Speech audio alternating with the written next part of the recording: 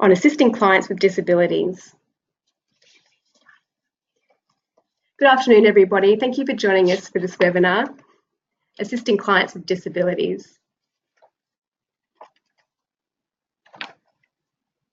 Community Legal Centres Queensland acknowledges the traditional owners of the land on which we're holding this presentation. For us here in Brisbane, that's the Turrbal and the Yagara people. We pay our respects to their elders past, present and emerging, and acknowledge the important role that Aboriginal and Torres Strait Islanders continue to play in our society. As this presentation is being viewed throughout Queensland and Australia, we also pay respect to the traditional owners of the land throughout the country and extend a warm welcome to any First Australians listening to this presentation. We also acknowledge the disproportionately high rates of domestic violence experienced by Aboriginal and Torres Strait Islander peoples and the additional challenges this creates in responding to this issue. This series of webinars is part of a program provided by the Community Legal Centres Queensland with funding provided by the Queensland State Government's Victims Services Funding Program, Building Capacity 2018 to 2019. We thank them for their support for this series of webinars. Please take a moment to read the important information on the next slide, which is about the currency of this information and the importance of keeping safe. There's a Keep Safe website page linked on that slide, which you can visit anytime. At the end of this presentation, there will be time for questions. If you have a question at any stage, you can send it through any time during the presentation by typing it into the chat box on the dashboard at the side of your screen. I'll relay that to our presenter and we can get those questions answered for you at the end. If questions occur to you after the end of the webinar, you're welcome to email them through and we can pass them through to the presenter, and we can also link to extra information through our website after the presentation. Now I'm happy to introduce our presenter for today, Leona Berrie, who's a manager at WWILD. WWILD is funded by the state government to provide sexual assault services and victim of crime support services to people with intellectual, cognitive and learning disabilities in Brisbane, Logan and Caboolture. Leona is very well experienced in this area and she is going to speak to us for around an hour today before we leave some time for questions at the end. If you do have any questions or any technical problems in the meantime, please contact me via the chat box. But for now, I'll hand over to Leona.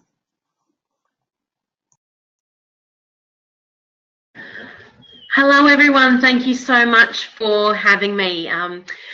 The webinar, what I hope to cover today will be some information around the intersections between disability and gendered violence, some hopefully practical knowledge around identifying disability in your clients and when it might be impacting the work you're having together. Some common communication issues and some suggested strategies to minimise or mitigate those. I want to talk a little bit about the concept of supported decision making and how that relates to issues of capacity, which is obviously very pertinent in the legal setting. So I'm obviously not a lawyer and I'm not won't be providing strict advice, but I guess providing WWILD's perspective around the role of capacity and supported decision making. And then hopefully touch on some considerations around accessibility in your organisation and practice kind of more broadly, and what that looks like when we're talking about accessibility beyond physical access.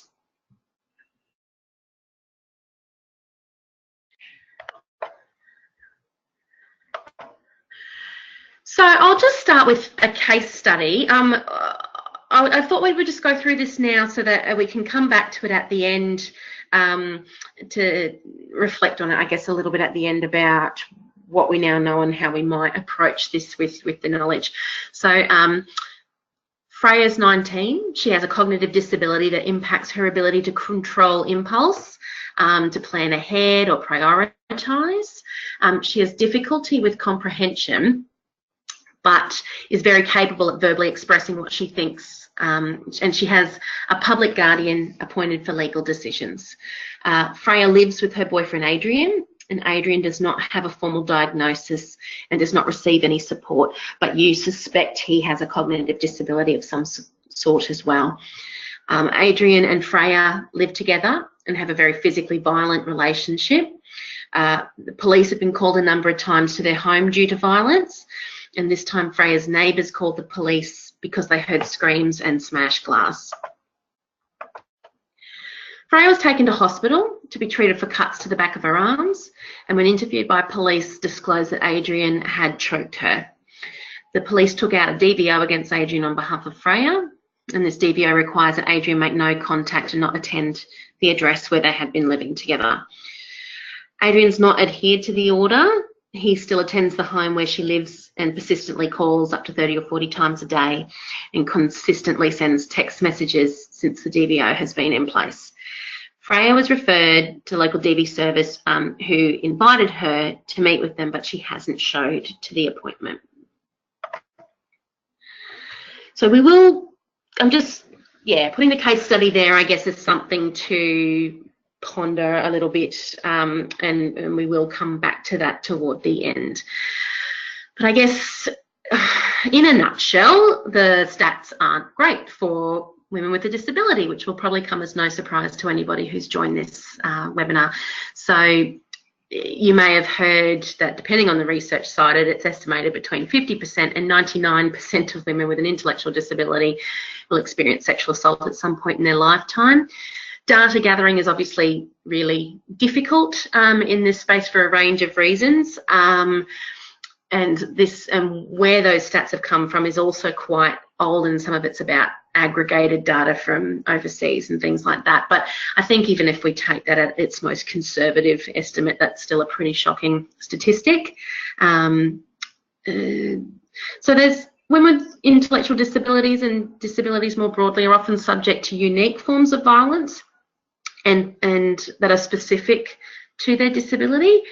So that can include destruction of important equipment that they might need to get by, might be interfering with people's medication, it might be neglect, it might be threat to withdraw care,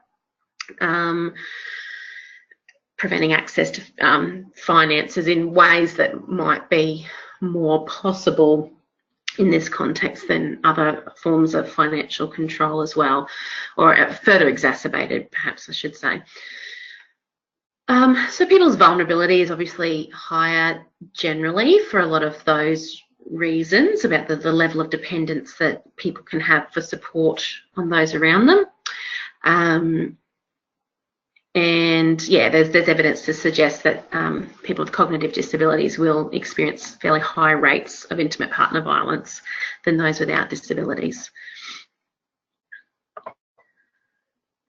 So again, just to, I guess, highlight those issues around what the vulnerabilities. So contextually, as I mentioned, people are often reliant on care and therefore more vulnerable to people who may choose to abuse that power or that power differential. People are less likely to have been given information and to understand their rights in relation to that violence. They may not have a language around identifying that violence and therefore not a way to describe what's happening. Of course, then if I don't understand that what's happening is not okay, then I might be less likely to seek help or assume that it's something that there's a thing to seek help around. Sex education and respectful relationships education is lacking, and that's continued to today as well. I mean, we know that sex education and respectful relationships education is very reliant upon the level that individual schools choose to engage in that information. I'd mentioned people's financial dependence might be intensified and very much the social isolation, particularly if I'm reliant upon my abuser or my coercive or controlling partner to help me get places, to make that contact. And that capacity to really problem solve and organise support in a crisis maybe more further limited. And then there's still a range of stigma and myths that might lead to someone with a disability being less likely to be believed. So I have touched on this, but just again broadening that definition of what domestic violence might include in the context of the lives of people with a disability. So if I'm reliant upon somebody to, for personal care, to shower me every day, these lines become more difficult to describe, but unwanted touching by caregivers. And then at the extreme end of that, things like forced sterilisation.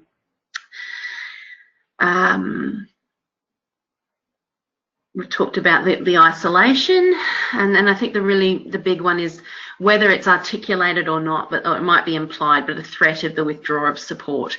And I guess the readiness of sometimes police, for instance, to go along with that, and their reluctance to hold a perpetrator to account because of the support that they provide the person, and I guess the myth around the hero carer being so hard done by that they are pushed to react in certain ways.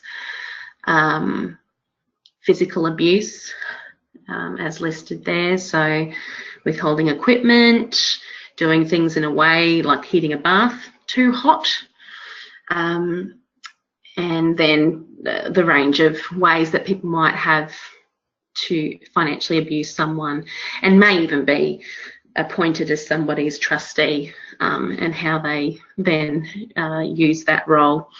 So a lot of what I've described there might not be covered by the Act. A co-tenant who I'm required to live with, I might not have much of a choice over that. I'm in some sort of group home setting, who sexually assaults me or threatens me, but in my domestic setting is not covered by that Act.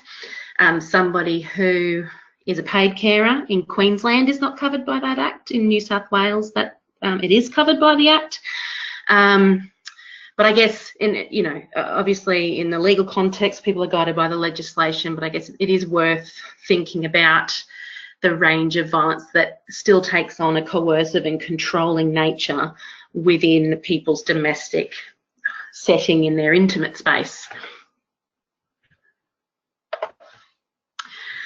So I thought we'd just go through quickly some definitions around intellectual disability, and there's a range of cognitive disabilities that would share some of these characteristics as well. So the intellectual disability is characterised by significant limitations in intellectual functioning, so that includes reasoning, learning, problem solving, memory, planning, comprehension and abstract thinking. And the abstract thinking is one that's really key, and I think particularly in the complicated world of the legal system where we use a lot of abstract concepts. We will come back to that one and tease that out a little bit further. We have adaptive behaviour. So that's a lot of that is that problem solving when things don't go in the order in which they're supposed to go to. So it relates to the conceptual, social and practical skills. And an intellectual disability by definition originates before the age of 18. There might be some other cognitive or perhaps brain injuries that some might overlap with some of these as well, but they do not have to have originated before the age of 18. So these are those domains, I guess, spelt out a little bit further. So you can see there, particularly in conceptual, the problem solving that I mentioned, planning, which is a big one around fulfilling our legal obligations in this context, or understanding what the consequences of certain decisions might be. And I'm sure for a lot of your clients, reading, writing, literacy issues more generally. I've got humour and sarcasm there, only because they can be quite abstract. I don't want people thinking I'm suggesting people can't be funny or sarcastic, but sometimes our humour might be missed because we are speaking in quite abstract terms. So social, the social domain covers things like empathy, reading social situations and cues, some of those interpersonal communication skills that we might observe are different or lacking possibly. And really, I think in this context, most importantly, is those concepts of suggestibility, compliance and masking. So suggestibility is the idea that, you know, I've generally learned in life that I get along by going along with things. So suggestibility and compliance are kind of a little bit overlapped. And the masking is people generally develop a lot of strategies to hide the impacts or the extent of their disability, particularly if they're not people who have attracted disability support, and, you know, identifying as having a disability has not been a positive experience for them, and so have developed some really quite ingenious and complex ways of masking their difficulties. And that's often the client who, after a period of time, it's not upon first meeting, or it might be after, you know, 10, 15, 20 minutes or so of conversation, you start to go, hang on, there's something not quite, I don't think I'm being quite understood here, or I'm not quite understanding.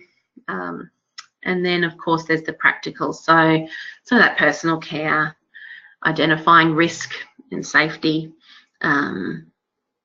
schedules, routines, which are also, I guess, overlap a little bit with some of the conceptual around planning and problem solving. I'll probably just go back really quickly and touch again on under the conceptual, there's generalising and learning from one situation to another. So this can be really key to what I discussed with my client in the room. How might that be transferred or applied to a situation outside of this room, and are there people available to help reinforce or support things that need to happen? Okay, so I thought at this point I'd just show some of a video of people with mild, moderate sort of intellectual disability talking about their disability and how they would describe it. So I'm just going to, hopefully I'll press play and this will, oh no, that didn't work at all. Let me see if I can go back.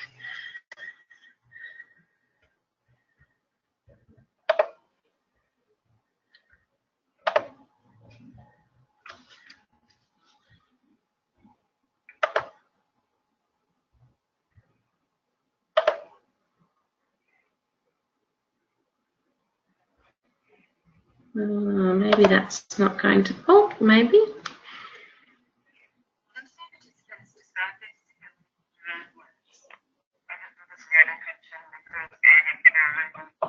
Oh, sorry.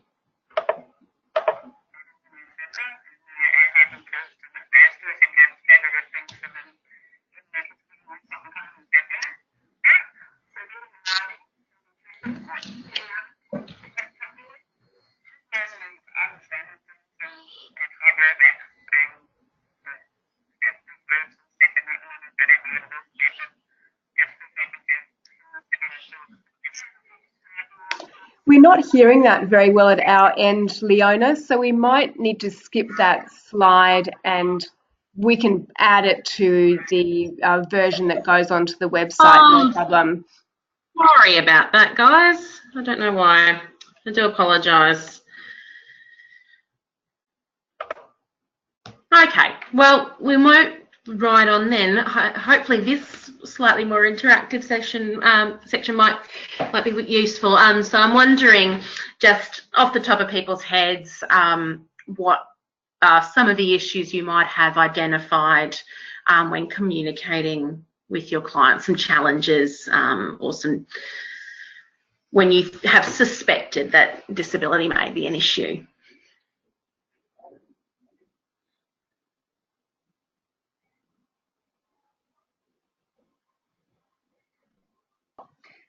No responses have come through yet, Leona, but someone did ask a relevant question before the presentation, asking us what you would do where you expect someone's experiencing domestic violence, but they either deny it or they refuse help. Yes, that is the age-old question, isn't it? And I guess if it's all right, I think I might come back to that when we start looking at some of the capacity and supportive decision-making issues. Sure. Some other responses that we've had in is the difficulty in assessing capacity or working out what people are understanding or have the capacity to understand when you're trying to explain concepts to them. Yep. Okay, so, sorry, carry on. Another person has noted that difficulty with retaining information can be a problem, but providing written lists or short statements of next steps can help. I'm not sure if that's been your experience. Yeah, absolutely. If they're written in a way that the person can either read or somebody who might be helping them can read as well. Okay, so we will come to some ways to check understanding, and again, obviously that does relate to capacity, so hopefully I'll be able to share something that might be helpful. It is really complicated space, like so many of these issues, and there are no perfect answers, I'm afraid. So if that's why, if you're looking for straightforward answers here today, I may be slightly disappointing. However, we will plough on. Is there any other issues that have communication issues that have come? A couple of others, whether the client has a self-awareness of their disability, and I guess if they don't, how that might play into the assistance that you might give them.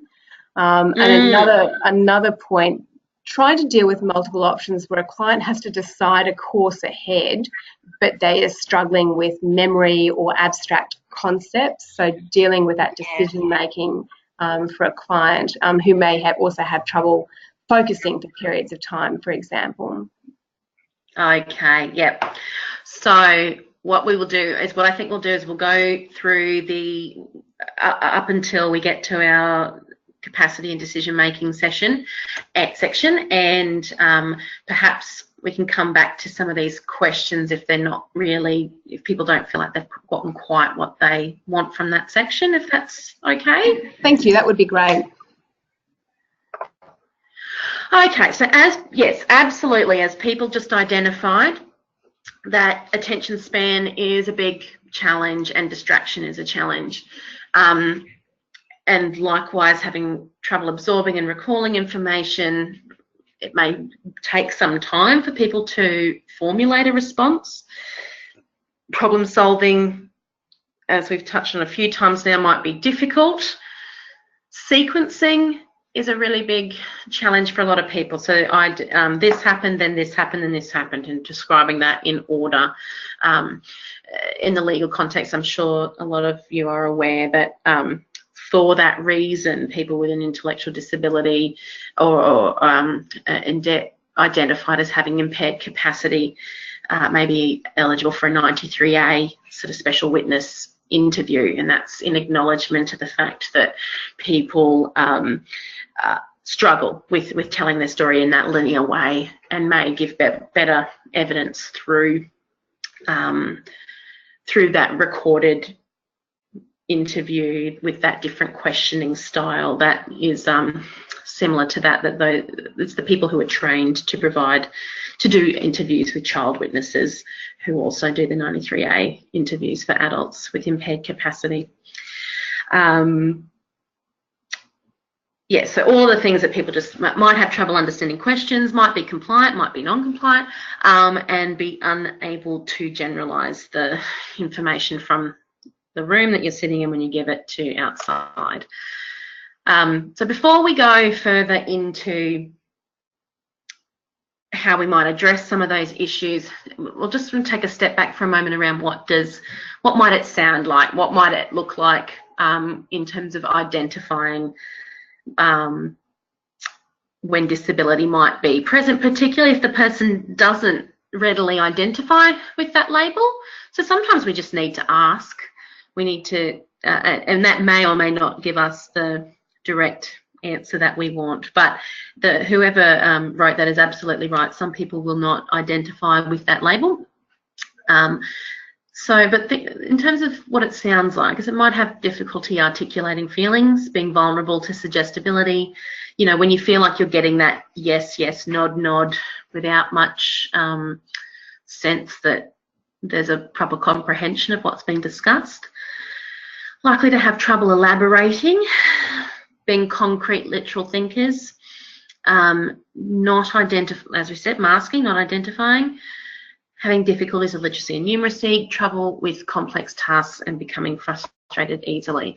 So I'm just going to go, before I go back on from there, I guess some of those questions that you might use to further identify that might be around, a really key one is if someone is on the DSP, but they can't tell you why, that's often a really good indicator.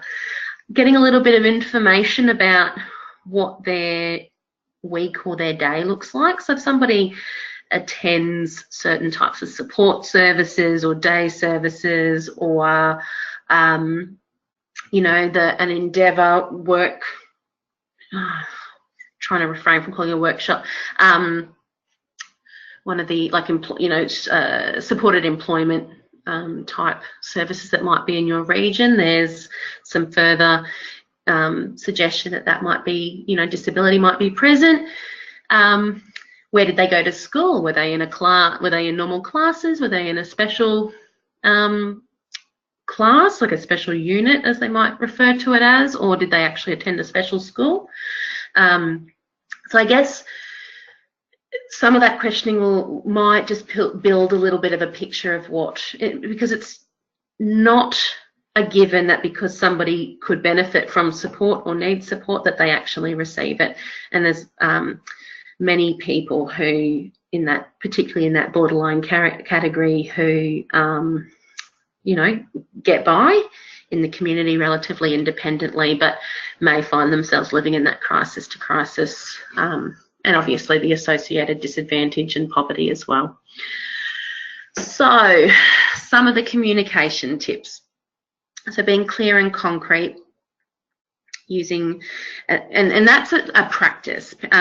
When we hear ourselves talk, we will start to identify that, oh goodness, I have used a really big word that probably needs to be broken down. So conversations will take more time. That is simply a fact, and there's not a lot of getting around that if you really want to get a sense that your client has a comprehension of what's being discussed. We need to pace our communications, and where possible, it may be that smaller appointments more regularly, and I know everybody is in very demanding environments and that might not be always possible, but how can we assure that there will be multiple instances to prepare the information, to present the information if we think that that's what's going to help? Related to that is is there an appropriate person who can be part of the meetings? Is there a supportive person in that person's life? Is there a worker of some description from some agency? Is there an advocate? There might be a disability advocacy service in your region or that covers your region. So having that person who can then go away and go back over that information, spend longer thinking through what the consequences of a particular decision that might need to be made is really key as well. I am fully aware that that is not always possible. So I'm really talking obviously from, you know, like best practice and best case scenarios here.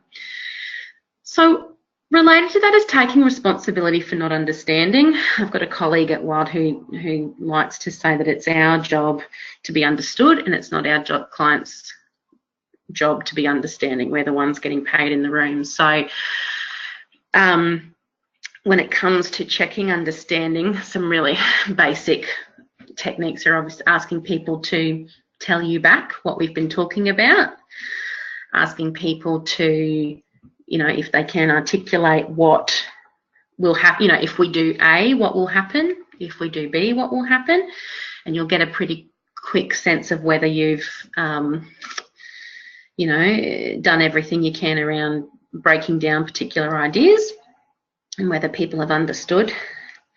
And again, that's where a support person, whether it's an informal support like a family member or a friend, or a more formal support can be useful, particularly if they have an existing relationship with the person where they might understand a bit about how to break down certain concepts or ideas, or how that person best communicates.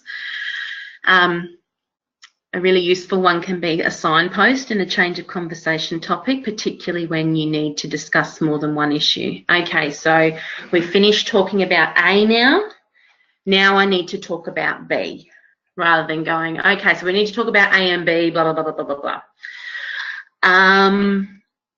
And related to that, I guess, is trying to address one question or one issue, one idea at a time, or one decision that needs making at a time, and where possible keeping ourselves clear and short, which as professionals we can all struggle to do, but it really is a practice in developing an ear. There's no point of perfection that we get to. It's hearing that we've botched it, not done a great job, and giving it another go. So some people will need time to hear what you've said, literally sit and think about it, and then give their response. If you're a little bit like me, I'm someone who tends to fill a silence, so that can be a struggle for myself. But it can be important to try and observe when that's necessary. To elicit information that you might need is using open-ended questions, so avoiding, unless it's, obviously it might just have a yes, no answer. But if you're really trying to get a full picture of something, inviting people to tell the story in their words, and not necessarily expecting that to happen in a linear way. And you might then need to go back and clarify whether you've understood.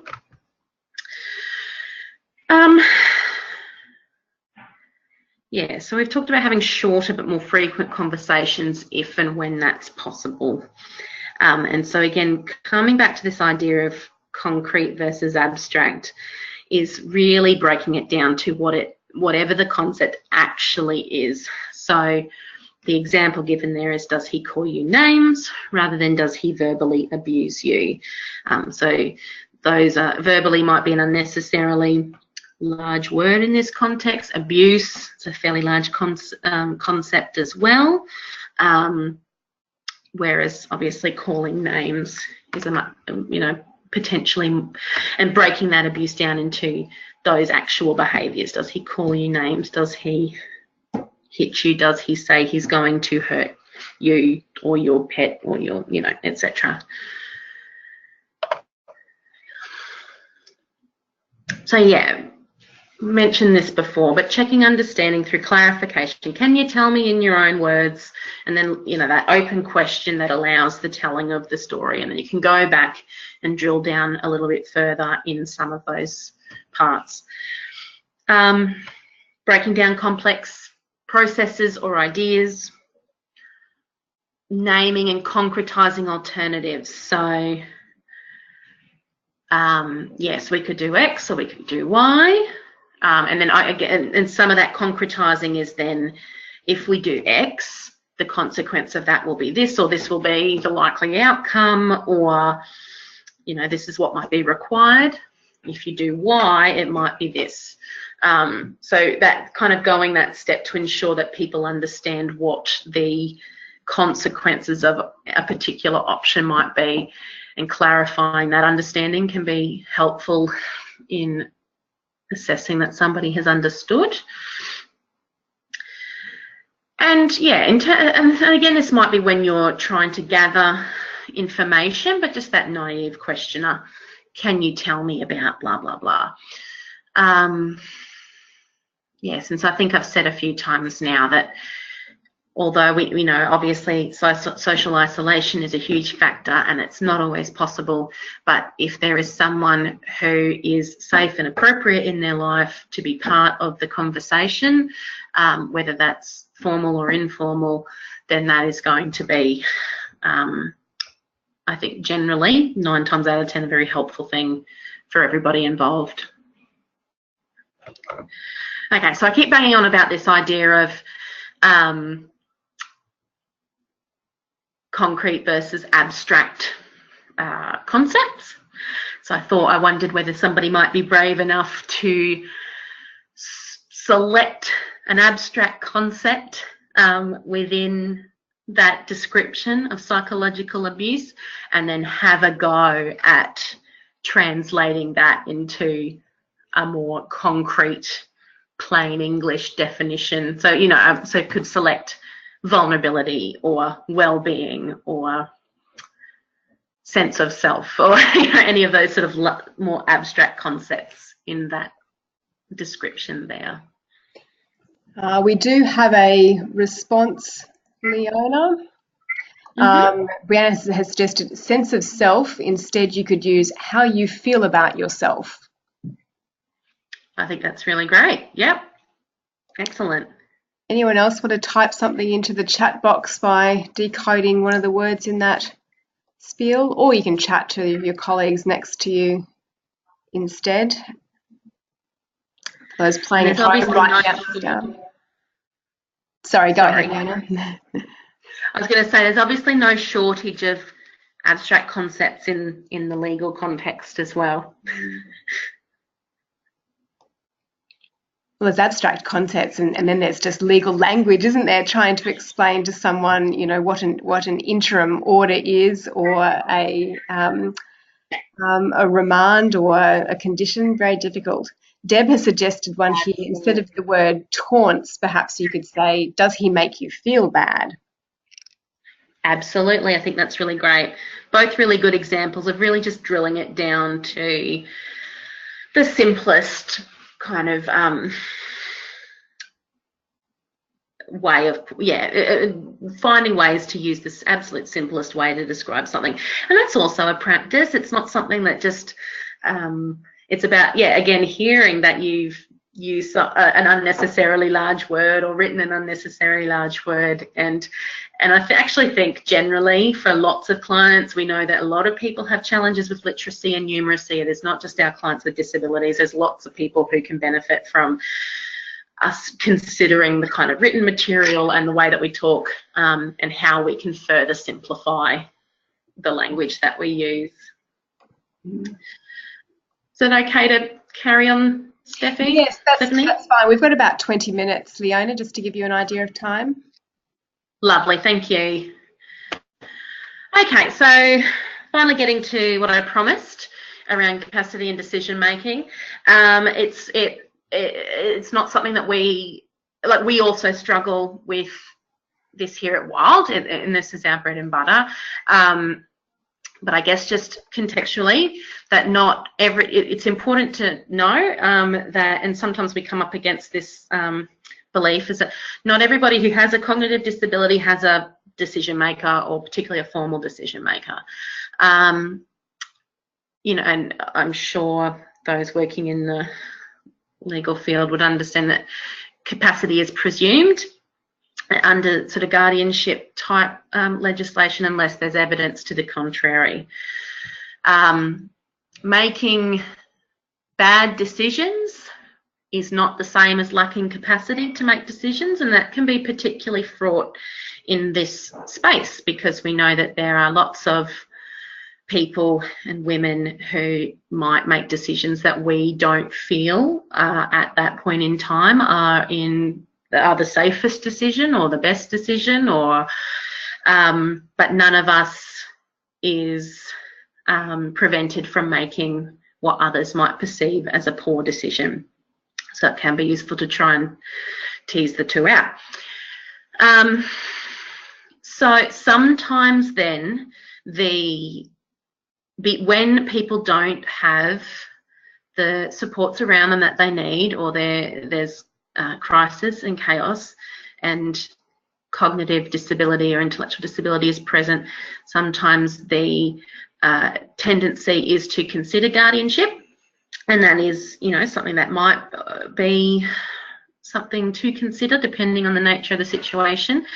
However, it's also important to realise that having a guardian, a formal guardian, only makes decisions. It has no role in putting any of the things in place to enact a decision, which again, in the DFE space, we rely really heavily on the desire and the will of the people who are seeking our support to actually enact some of those decisions, and to want to, and to be motivated at the point in which they're contacting us, because the alternative then is forcing people to do certain things which may not be possible, or,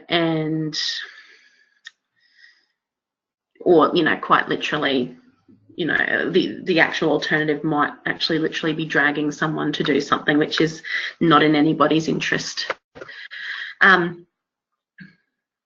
So many people will also have more informal arrangements in their life, whether articulated or otherwise, around supported decision making. So again, I've been referring a lot to those informal supports that people might have. There might be a key parent, family member, friend, support worker, you know, some sort of worker from a service that has played a more informal role in supporting people to make decisions. So yeah, we try very hard to work from a supported decision-making framework at WWILD. So it's not very complicated. At the basic heart of that is the idea that information is presented to me in a format that I understand, that in an environment I feel comfortable in, and that is over a period of time that is conducive to my learning needs. This is obviously very challenging in the environments that we work in. We don't have the luxury of time all of the time. So important about the supported decision making is that I'm free from coercion in making my decision, that I've been supported to understand the consequences of the options presented to me. But that also means I have the option of changing my mind too, and having people who support me to make decisions where safe and appropriate. And so I talked a little bit about that earlier, that person who can be the reminder, remember we talked about X, Y, or Z, when you might not be available to do that.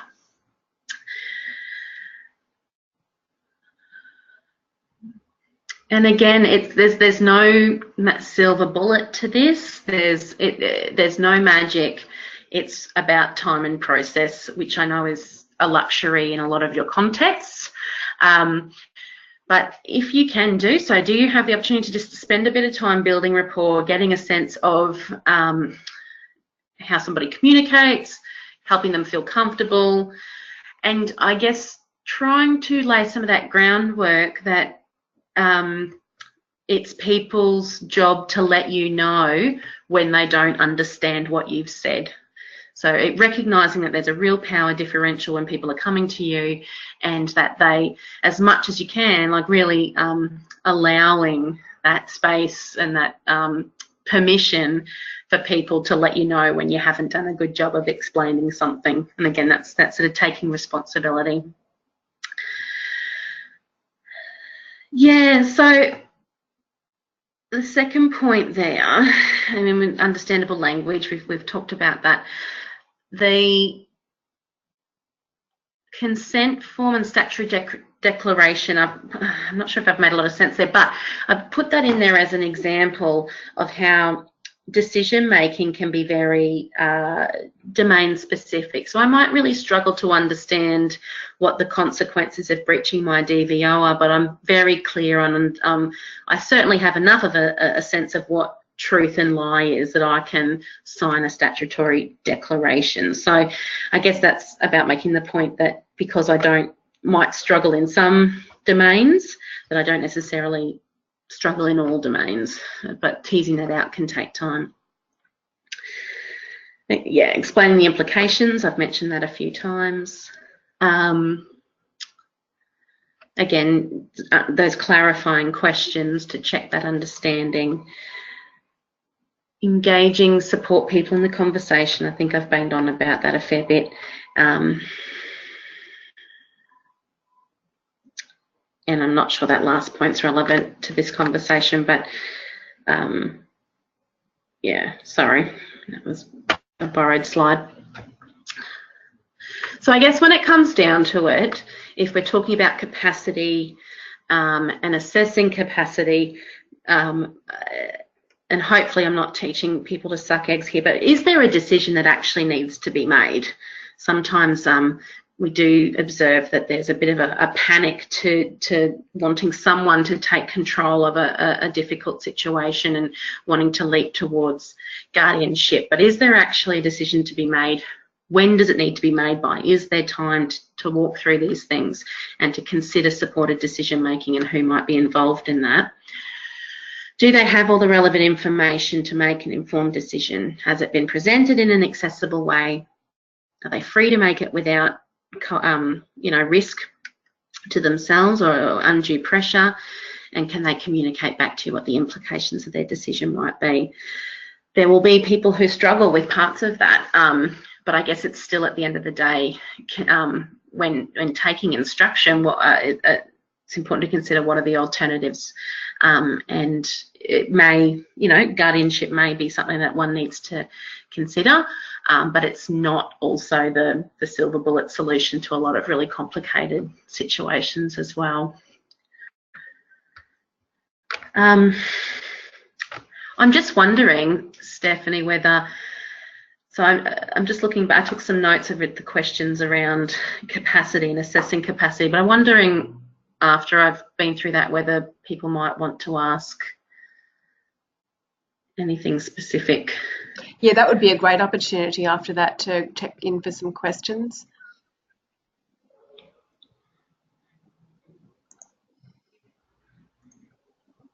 For example, one person has written in and said, what do you do where there's no capacity but no formal decision maker? Do you encourage family members to apply to QCAT, for example, or act on instructions from a parent or a partner, or simply not advise or act any further? Look, I think that would depend largely on, my first thoughts when I hear that question are, what is the nature of the people who've been, and the safety in the relationship of the people who have played that role informally? Do you feel confident that there has been, to whatever extent is possible, because somebody, even when somebody is appointed as a formal decision maker, the legislation is very clear that they are still required to consult with the person in whatever way is possible to do so, and should be, acting from that, obviously from that person's best interest. So just because a person might have been deemed to lack capacity, that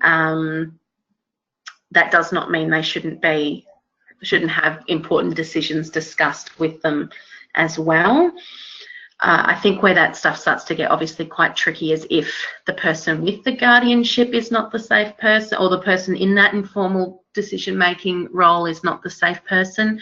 QCAT may be a stronger decision, a possibility that might need to be considered. But at the end of the day, it would also be about what is the decision that's actually to be made. And what will having a formal decision maker appointed in that regard actually practically achieve, I think is important to think through.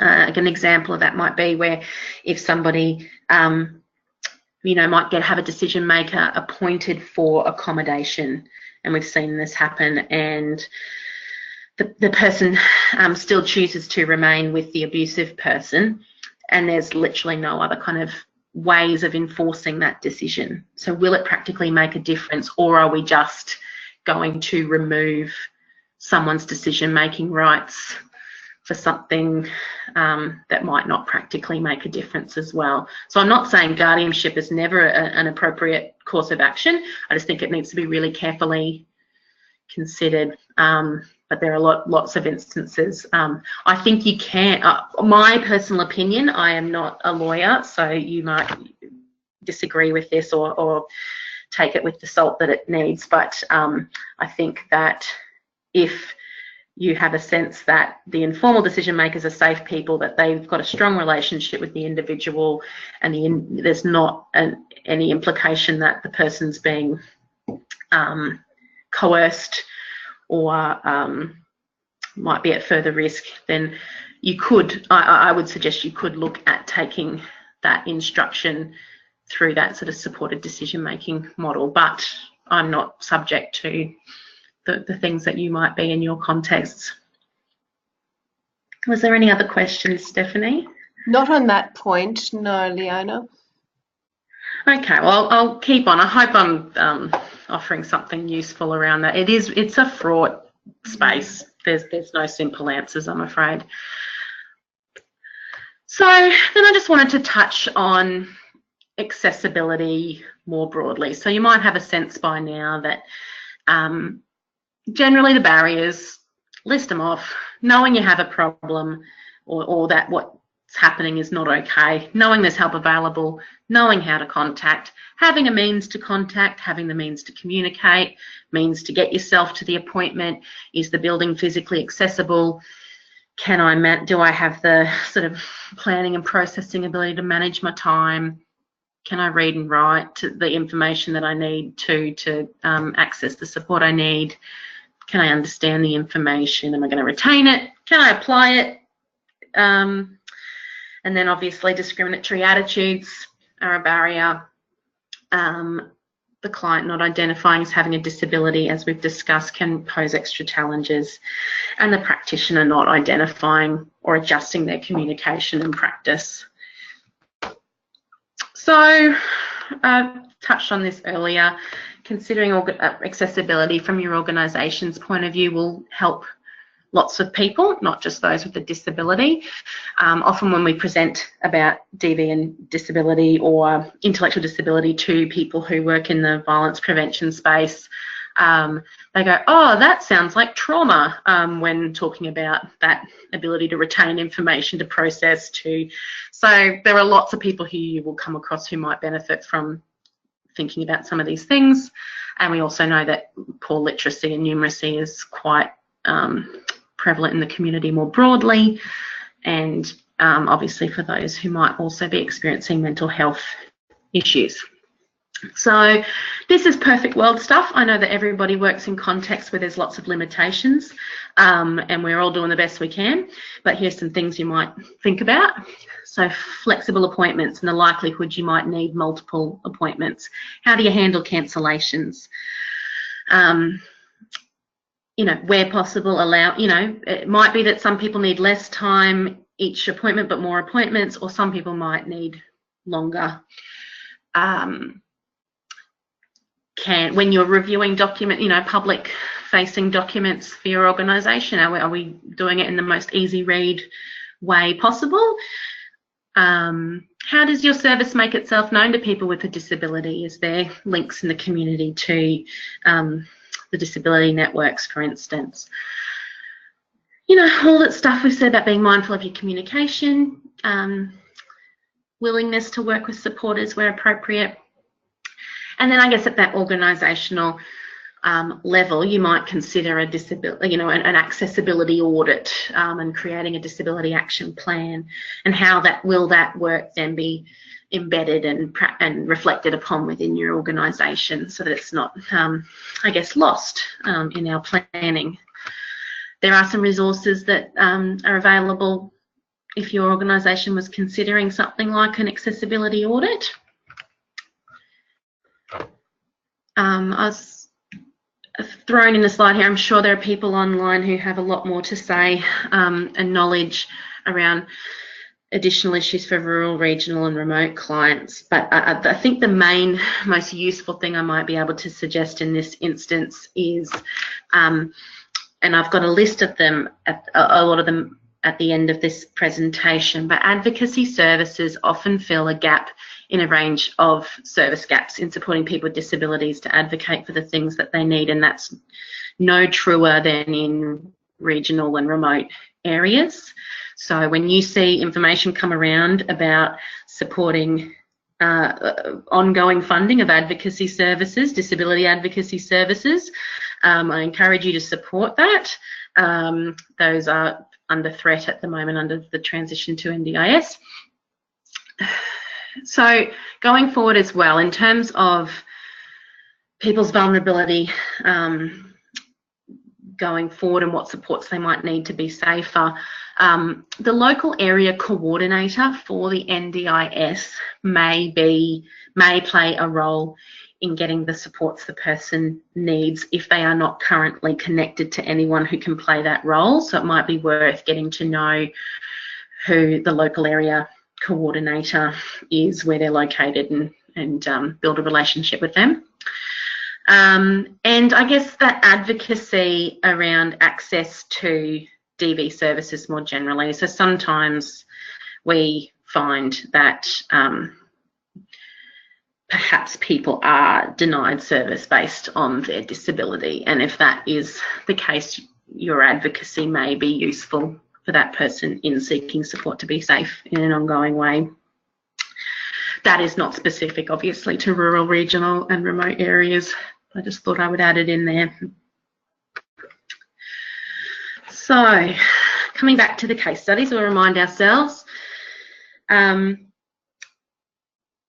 19, she has a cognitive disability that impacts her ability to control impulses, to plan ahead or prioritise.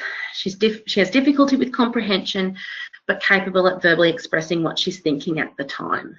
She does have a public guardian appointed for legal decisions. So that's handy in this instance. So again, I guess we would, looking at that point, we know that we have somebody who's coming in, well, maybe coming in, maybe better caught on the phone, because if we remember further on, she hasn't been able to turn up to an appointment, and that might have something to do with some of the impulsivity or the planning ahead or the prioritising. Perhaps she's better caught on the phone if and where that's possible. But she does have a public guardian who can make decisions.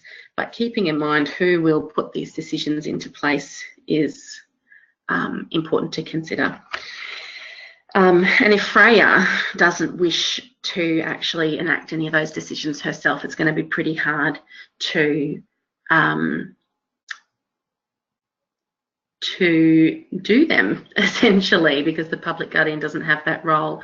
So I guess what I'm touching on here is that there was the question earlier about when people might want to, maybe at risk, and you might have identified DV, but they're not willing to acknowledge it or do anything about it yet. I would say that that is true of a really wide section of DV survivors in the community, whether they have a disability or not, and it can be really difficult. But our general approach, where people are living relatively independent lives, where there isn't a lot of other supports available, where it's difficult to put them in place, that there is very little to be gained by trying to coerce somebody into making changes that they're not ready to make, and that would be true of any woman in that situation. I wanted to also highlight, I guess, just some of the use of language, and I'm sure people might have heard this before. So people might use choked when what they really mean is strangled. And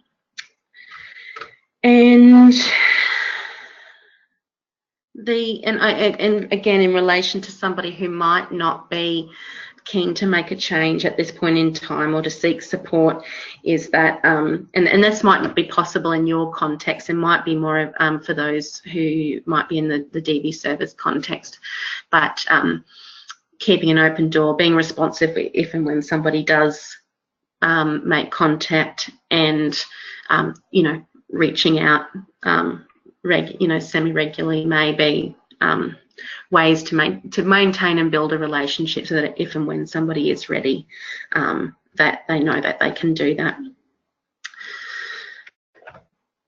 Okay, so to summarise, I guess the real takeaway points is that violence for people with a disability can take on a wider definition than what is currently accommodated for in the legislation. That people with disabilities, are highly vulnerable to domestic violence and are likely to experience over longer periods of time and to experience multiple instances over their lifetime. Myths and attitudes can impact the kind of support we provide. That ultimately capacity needs to be presumed, and supported decision-making approaches are going to be your most practical. I've got useful there, but in terms of what will practically be achieved, in a lot of cases, not all, it's complicated, but your most practical way of ensuring you are confident in the instructions you're receiving, and that accessibility needs to be considered from an organisational perspective as well as our individual practice, and hopefully could be part of continuous improvement type plans. So at the end of this, these slides here, I've got a range of advocacy services that I think, if you're identifying those clients who are not keen, who don't have existing supports, then these might be some options to consider depending on your location. So I'm just quickly scrolling through those, but that more or less brings me to the end. You'll see a link there to a DV book, an easy read version that we put together a couple of years ago with some DV Prevention Month money. If you would like some copies, they're obviously available online, but we could also post them to you as well if you think they'd be helpful. And that's me done. Thank you very much, Leona. That was excellent, and I'm sure everyone's clapping at their computers in appreciation of those very practical tips. We really appreciate it. Everyone who's listening in, we are evaluating this program of webinars to best meet your needs. So please complete the short survey at the end of this webinar. The webinar and the PowerPoint will be available on the website along with other webinars in this series and some additional resources. If people are happy to stay online for a short period of time and ask any questions, we can certainly keep rolling. I haven't had any questions come in yet, just some votes of thanks. Thank you for that feedback. Anyone want to put in any questions at this stage? Otherwise, you're welcome to email me after the fact, and we can put you in touch with Leona or other resources as need be. I'd also just add, Steph, I hope it's okay to jump in, is if we like to be a resource for people to bounce scenarios off, like in terms of, advice, if people want to ever call with a situation, we may not be in your region or may not be able to respond ourselves, but really happy to talk through scenarios if that's of benefit to anyone. Thanks, Leona. No further questions have come up, so we will wrap up for this afternoon with our thanks, and we'll look forward to meeting everyone at the next webinar shortly. Thank you. Leona. Bye for now.